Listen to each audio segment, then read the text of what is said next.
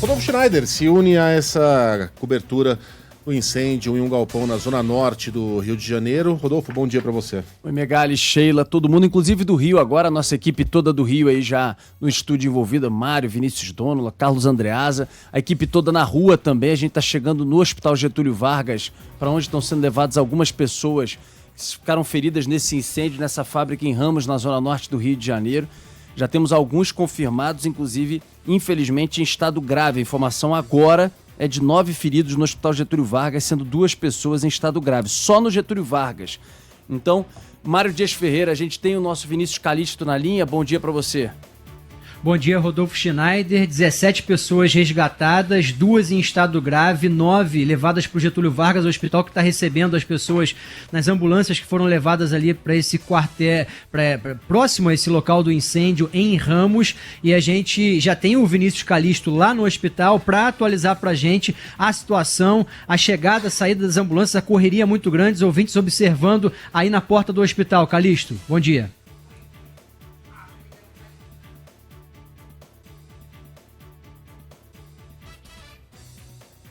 Não tem o Calixto aqui com a gente. A gente consegue observar as imagens dele, mas sem o áudio, né, gente? É verdade. Getúlio Vargas é na Penha, zona norte do Rio de Janeiro. Agora sim, Calixto. Vai, Calixto, manda bala aí. Vamos lá, pessoal. Voltando aqui, 9 das 17 pessoas que foram resgatadas até o momento estão aqui no Hospital Getúlio Vargas, na Penha, aqui na Zona Norte. Infelizmente, duas mulheres em estado grave já deram entrada aqui na emergência do hospital. A secretária de Estado de Saúde, Cláudia Mello, está aqui também para colher informações sobre essas vítimas. Já ela, inclusive, vai descer para falar com a gente, mas até o momento que nós temos é que 9 das 17 pessoas que foram resgatadas até o momento pelo Corpo de Bombeiros já estão aqui sendo atendidas pelos médicos do Hospital Getúlio Vargas. A gente lembra até que, inclusive, um ouvinte da Band News FM trouxe um médico que tinha saído de plantão, mas ele soube da emergência.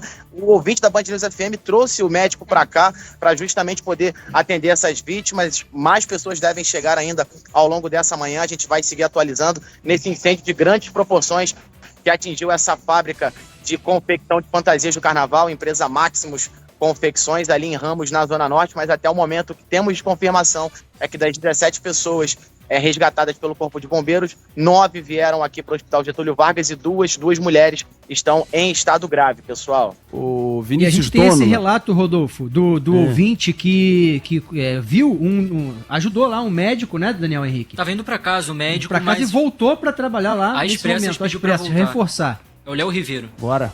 Oi, Mário, bom dia, aqui é Leonardo, motorista de aplicativo. Mário, eu sou motorista de aplicativo e eu tava levando um médico do Getúlio Vargas para casa. E ele pediu para retornar pro Getúlio, cara. Recebeu um telefonema aqui e pediu para retornar. Acredito que aqui vai ser a base de atendimento, né? De estar recebendo o pessoal, cara. Eu tô até um pouco nervoso porque eu tive que acelerar um pouco o carro porque ele...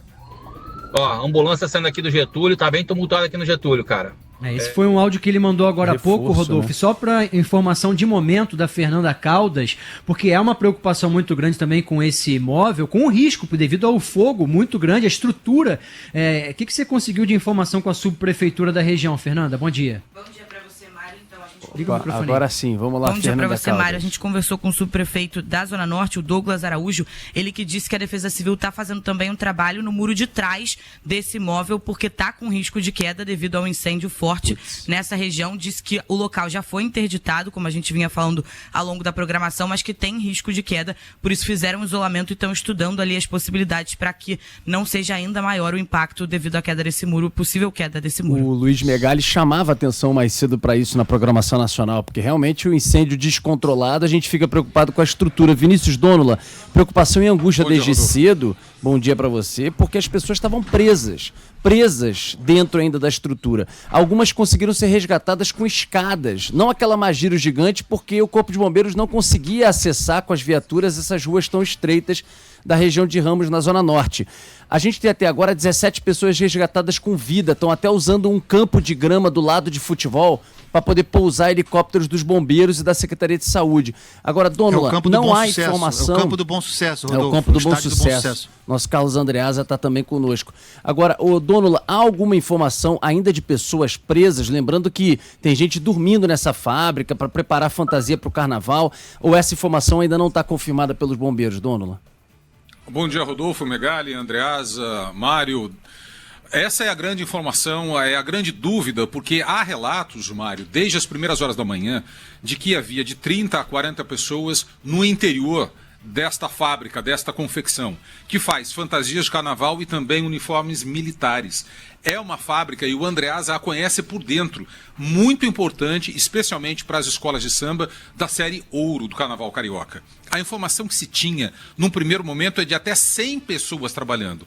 E nessa reta final, nesse sprint de carnaval, muita gente trabalha e dorme na fábrica, fica na confecção por causa do atraso que é costumeiro na entrega dessas fantasias. O Andreasa pode descrever para a gente um pouco mais sobre o interior dessa confecção, que de fato é muito grande, e as pessoas estavam presas onde, Andreasa? No terceiro andar, nos fundos da fábrica, onde você não tem uma via de acesso para a escada Magiros e onde as escadas dos bombeiros não chegavam até uma altura, Rodolfo, de aproximadamente 12 ou 15 metros.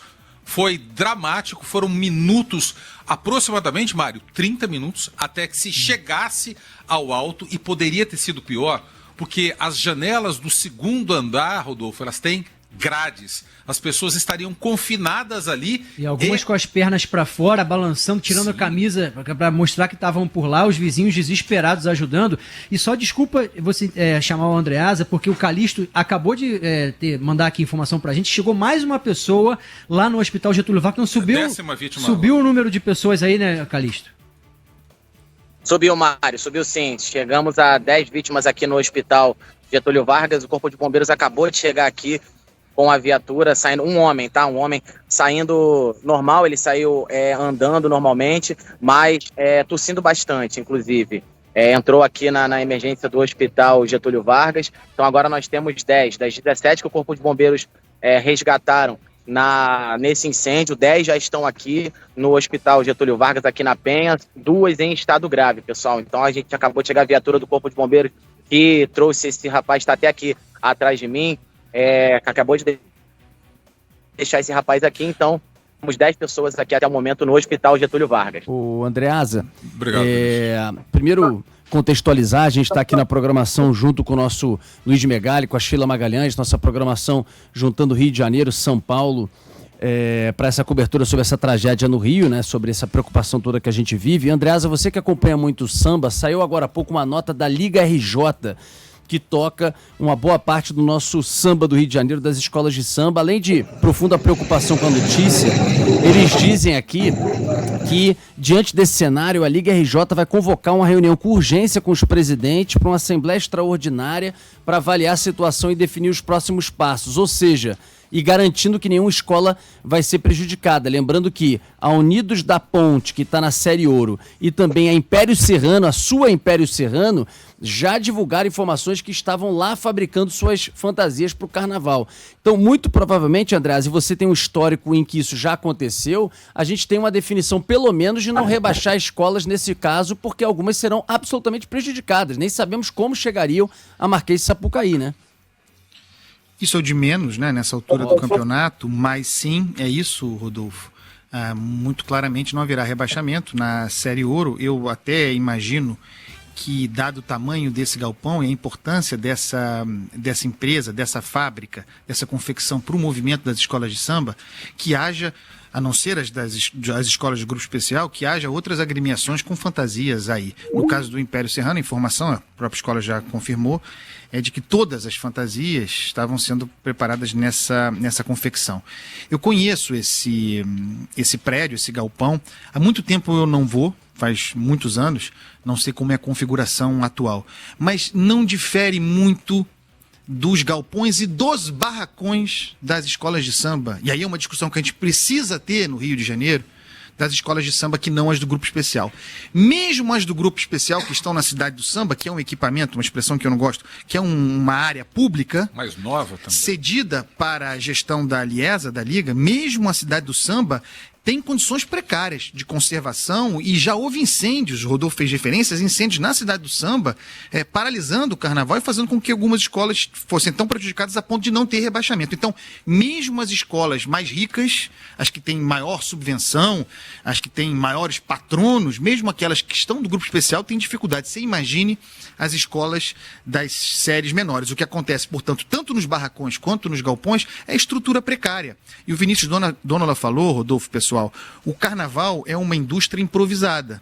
É uma indústria precária, é quase um milagre que se consiga botar aquele desfile com aquela opulência, com aquela beleza toda na avenida.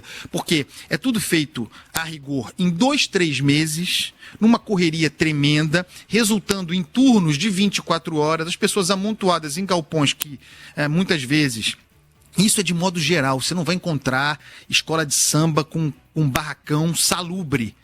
Tudo apertado, sem circulação de ar, usando equipamentos que produzem faísca, lidando com fogo, com muito material inflamável, gente não aparelhada muitas vezes para lidar com aquilo, cansada, mal alimentada. Isso é de modo geral no universo das escolas de samba. Então, quando se fala na construção de um espaço para abrigar também essas escolas da série Ouro, embora isso seja secundário diante da tragédia, é uma discussão que a gente precisa ter, porque todo ano, Rodolfo, repare, pessoal, todo ano a gravidade vai variar, mas todo ano tem algum fogo em escola de samba, todo ano tem alguma coisa que perdeu fantasia, não conseguiu fazer a tempo, queimou, todo ano tem, cara, todo ano a gente corre o risco de ver uma tragédia como essa por falta de condição de saúde. Deixa eu interromper, porque a Maria Eduarda Vieira, nossa repórter, está no local do incêndio, com voluntários ajudando no combate às chamas. Já foi uma fumaça preta muito espessa, já estava num resfriamento com as mangueiras dos bombeiros, os caminhões-pipas chegando por aí. Qual o cenário agora? Já dá para ver aquela fumaça um pouco mais branca, ô Duda? O que você pode trazer aí pra gente no local? Ainda essa movimentação, ainda há pessoas saindo por essas escadas desse imóvel?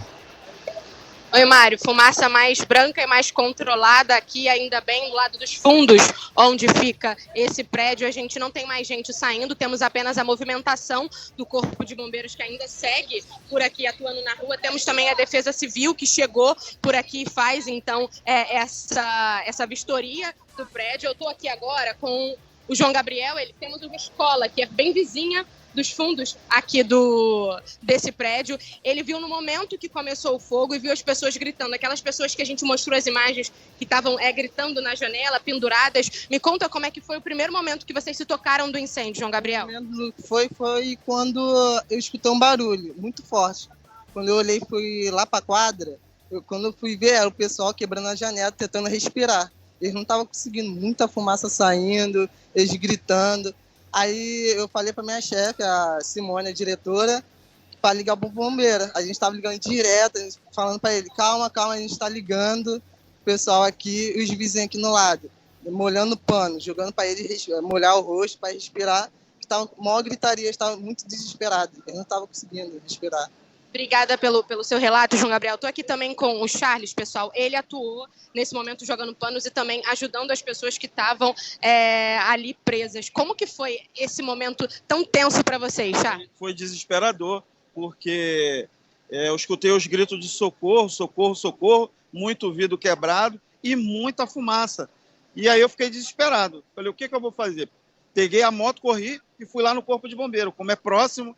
E aí eu trouxe, guiando com a moto, o carro de bombeiro com o carro de SAMU e tiramos pela entrada da fábrica bastante gente que saiu pela escada lateral, uns queimados, outros que tinham inalado muita fumaça, muita senhora, e botamos algumas pessoas porque só veio uma viatura de início do SAMU.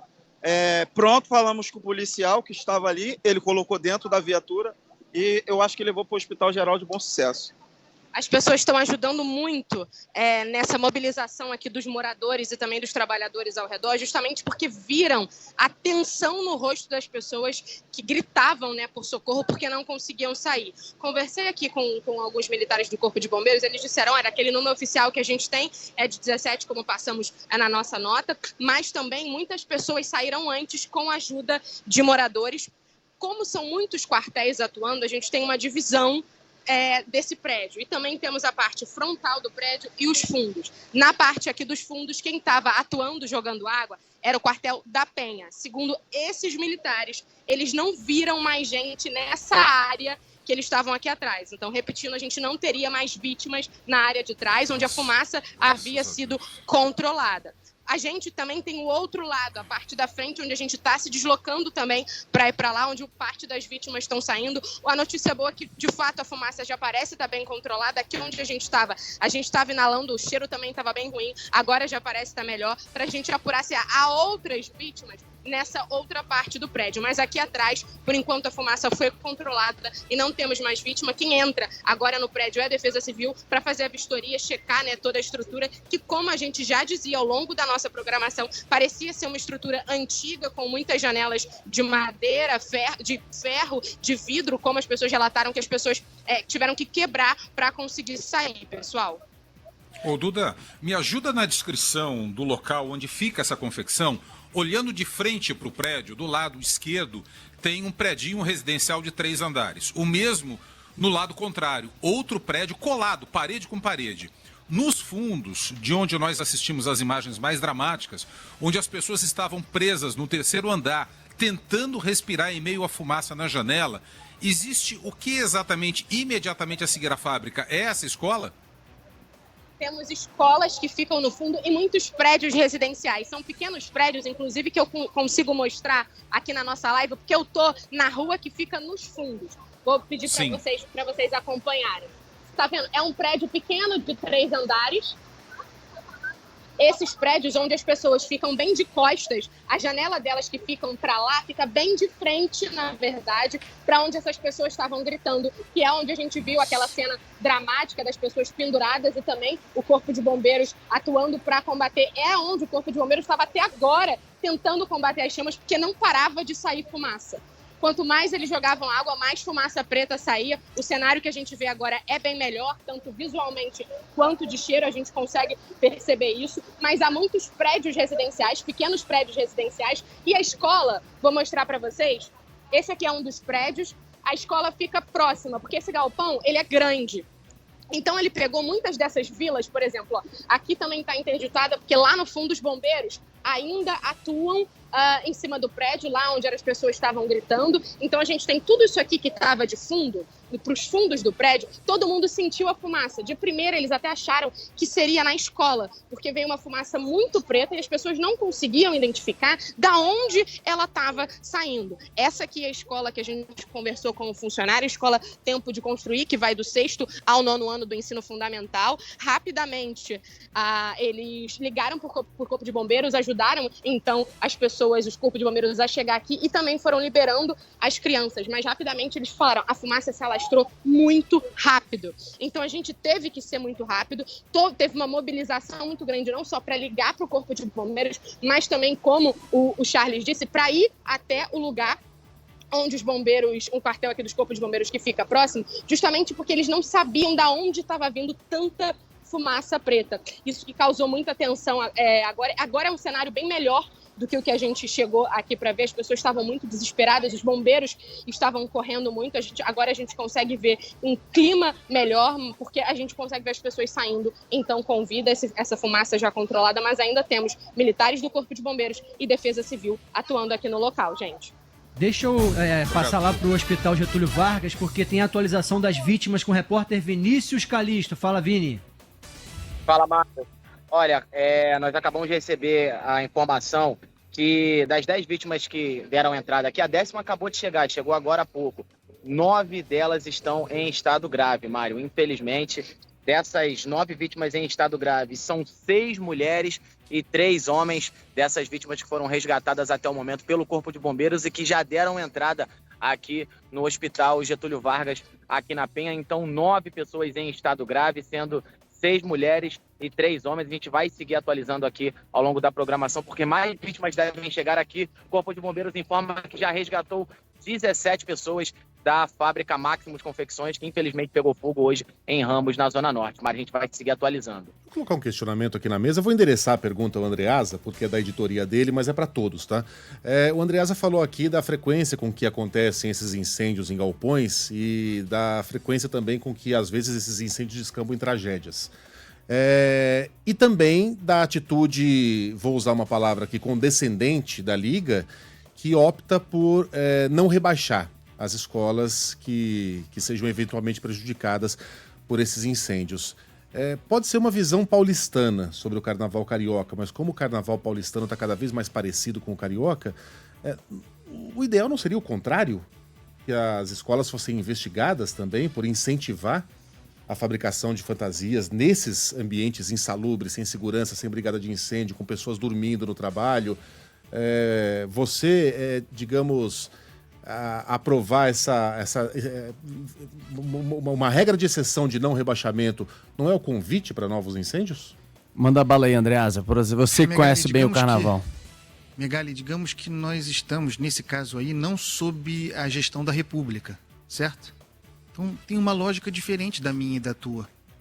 A gente transita porque a gente ama o carnaval, mas não é exatamente a República que há ali. Então é outro tipo de regra, de lógica, de código. Meu irmão, eu quero lembrar a vocês que teve gente que morreu em decorrência de acidente com alegoria de escola de samba dentro da avenida, na Marquês de Sapucaí.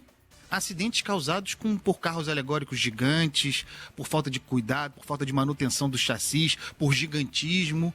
Pessoa atropelada, caindo lá de cima de carro alegórico no desfile. E nada aconteceu em função do desfile com a escola na avenida. Imagine a punição rigorosa, a atividade de confecção de carnaval numa indústria que estimula a precarização, que tem uma lógica precária. Então, Megali, a sua questão ela é endereçada para um mundo em que existe lei, o império da lei. Não, sinto muito em dizer isso, não é o caso exatamente do carnaval das escolas de samba. Mas deveria ser. E tem um outro ponto, né? A gente tem que enaltecer os bravos bombeiros trabalhando, estão aí se expondo, inclusive, num risco grande em cima de telhado, mas a verdade é que o próprio Corpo de Bombeiros, mas aí é como instituição, né? Não o bombeiro que vai lá na ponta colocar sua vida em risco. O próprio Corpo de Bombeiros recebe anualmente muito dinheiro, inclusive de taxa de incêndio que as pessoas pagam no Rio de Janeiro, para poder justamente ter um grande corpo de fiscalização. Deveria fiscalizar estruturas como essa, até porque essa fábrica existe há anos e anos, o Andreasa conhece, fabrica há anos e anos, todo mundo sabe. Ninguém foi lá para ver a estrutura precária, pessoas com micro-ondas, com fogão, pessoas dormindo durante a madrugada, sei lá em quais condições. Não tem acesso a um caminhão ali. Exatamente. Nem um carro chega ali, muito menos um caminhão dos bombeiros. Ruas estreitas, pessoal, né? Falar em rota de fuga num espaço e num prédio tão antigo, com uma estrutura tão antiga, em que muitas vezes nem se conhece o mapeamento, ou seja, você não tem um mapa da estrutura. Brigada. Imagina. Lembra do Museu Nacional que a gente falava? Cadê brigada de incêndio? Não tem. Aí, as tragédias vão se repetindo. É a boate que isso, as tragédias vão se repetindo. Diga, Andreasa, pra gente finalizar nossa transmissão em rede nacional. Que a gente falava sobre o tamanho dessa confecção e o impacto sobre o carnaval, que é o de menos, tá? Porque nessa altura a gente considera um milagre se não houver vítimas fatais, infelizmente, nesse caso aí. Mas sobre as escolas de samba, já saíram as confirmações do Império Serrano, Unidos da Ponte, a gente sabe que Acari tinha fantasia ali, todas essas do grupo de acesso, da Série Ouro.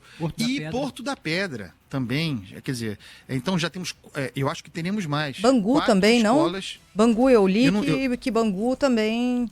Então, olha só, 5, pelo menos, eu acho que serão mais, cujos carnavais, é o de menos, tá, pessoal?